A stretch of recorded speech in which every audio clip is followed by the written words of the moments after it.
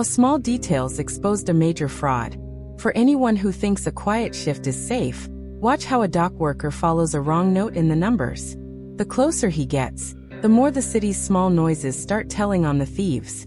He did not plan to notice the pattern. Caleb Rourke was supposed to roll the warehouse door, check the seals on the pallets, sign the manifest, and keep his thoughts neat and folded like the rags in his back pocket. Yet the pattern kept tugging. A faint whine in the rollers only on Thursday nights, a forklift parked with its forks kissing a yellow line as if it had been left in a hurry, a new logo tape slapped across old boxes that smelled faintly of citrus cleaner and river damp. Newark did that to freight, and to men, rubbed them with salt air and left them shining in places no one saw. He kept a notebook that no one had asked for. He did not write theories. He wrote times. He wrote the color of the tape. He wrote the way a driver avoided eye contact while asking for an extra signature. The way the pen tip pressed hard enough to emboss the paper below. He took the long way around the dock to pass the old camera that looked at another camera, a loop that made its own tired weather. He told himself he was being careful for the sake of procedure, not because of any story trying to be born. He had no appetite for drama. He saved it for whoever believed fate needed help. The night supervisor, Raul Delgado, trusted him because he showed up early and left late without making a monument out of it. Raul called him the quiet hinge. Doors swung, freight moved, and Caleb kept the hinge oiled. The job did not ask for heroics. It asked for eyes open, signatures straight, and boxes leaving on time. On a Monday, a shipment to a smaller distributor across the river went out 2 pallets light. The trucker shrugged, the spreadsheet looked fine, and the manifest joked in the language of stamps and initials, which is to say it said nothing. Caleb felt a word collect behind his ribs and stay there. A word that did not yet want to be said. Outside, the city clocked in and out in shifts that overlapped. Commuter rails hummed beyond the chain link, diesel coughed, stray cats mapped their small territories with careful rubbery steps. A storm hung offshore, the kind that did not commit to rain, just wrote its name on the sky and left. Caleb had been a dishwasher, a mover, a building porter who learned which elevators lied about their capacity. He did not go looking for trouble, but trouble sometimes took the shape of a sticker that did not match, a smell that belonged to a different room. He stood by the open bay and watched vapor from his coffee lift and vanish, and thought about how vanishing is a kind of expertise.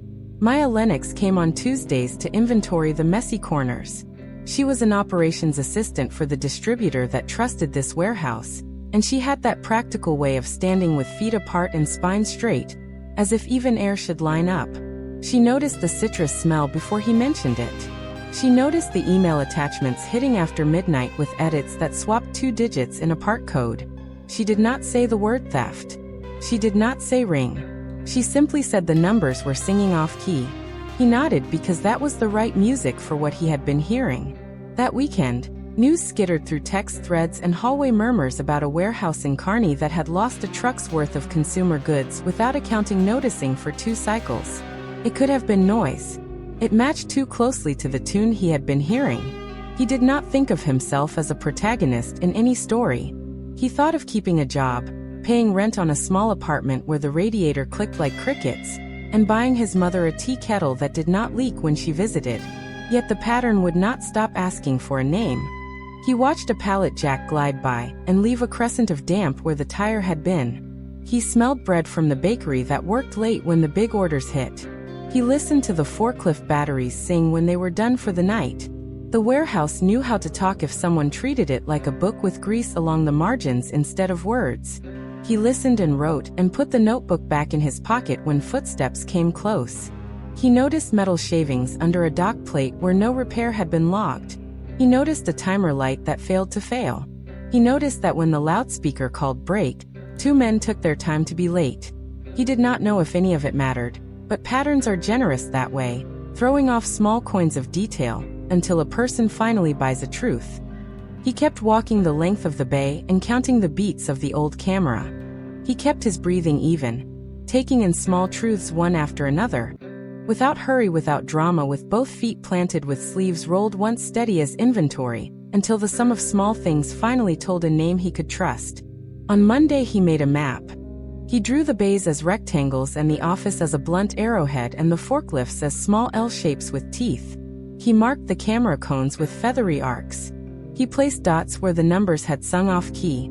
He did it at his kitchen table with its chipped edge that snagged sleeves if he forgot to sand it again. He ate a bowl of cereal that went soft while he drew. Outside the window, someone's TV sent out applause and someone else argued softly into a phone while walking nowhere. The city had a way of teaching patience by repeating itself. He labeled the arrows with span and direction. He wrote midnight with a small m, as if the word should not take up more space than it earned.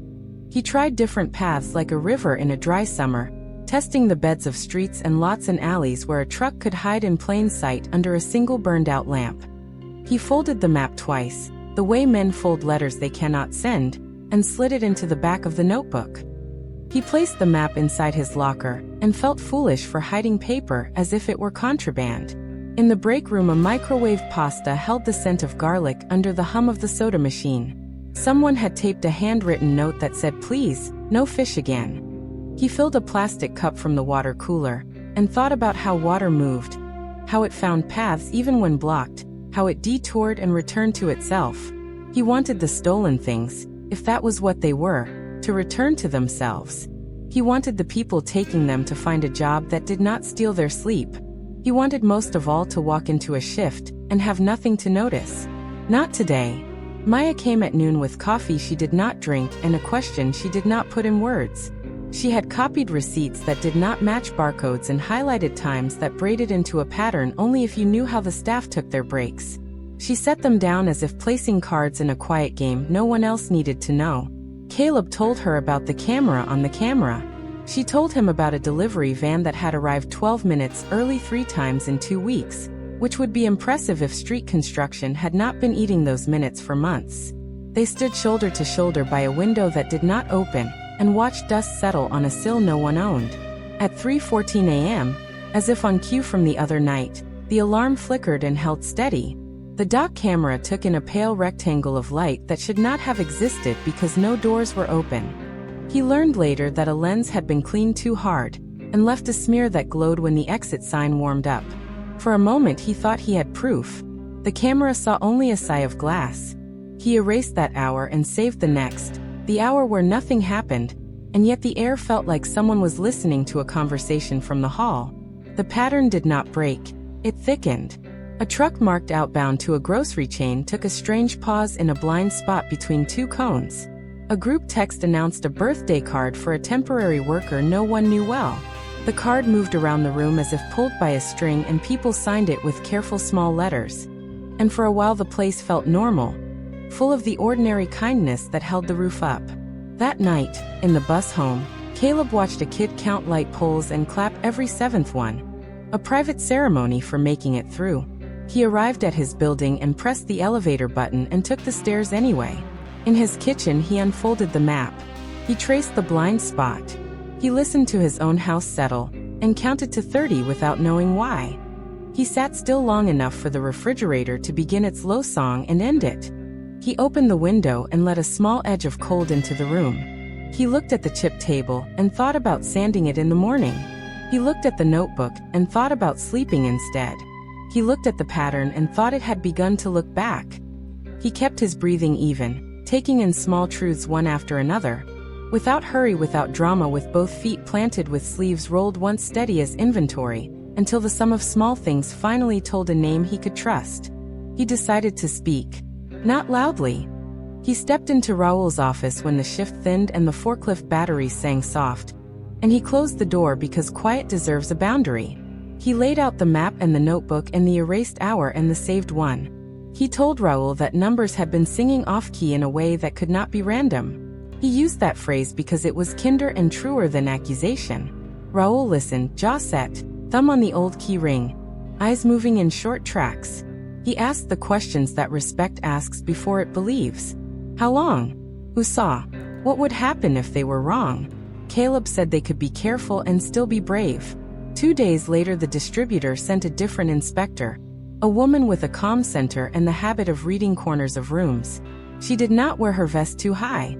She asked for a walkthrough that began at the dock and ended at the mezzanine. She paused by the electrical closet and said the floor told a story if anyone cared to read. She looked at the loop camera and smiled without showing teeth. She said, gently, that clever could be honest or dishonest, and the camera did not know the difference.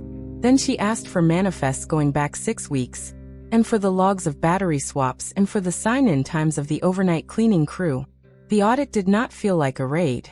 It felt like Sunday service in overalls. People moved slower, not because they had been told to, but because each motion carried a small mirror. Pallets were opened and resealed with fresh tape that did not pretend to be old.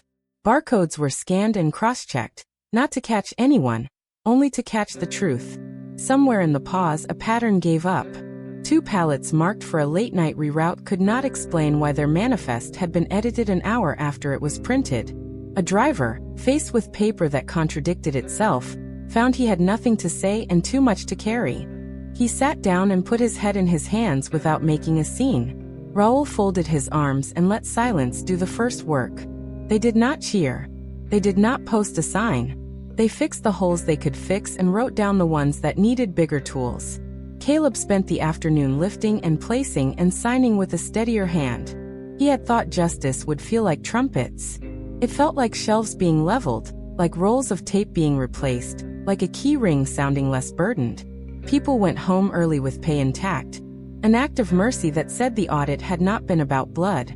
Raoul clapped Caleb on the shoulder once and left his hand there, as if grounding a wire.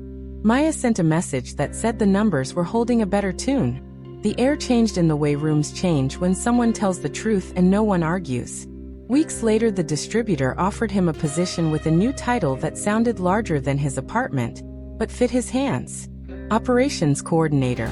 It meant the same stubborn love for weight and numbers, only with a wider map. He accepted because steady is a word a person earns. He bought the tea kettle. He sanded the table edge. He kept the notebook but started a fresh one whose first page held only a line about listening to dust.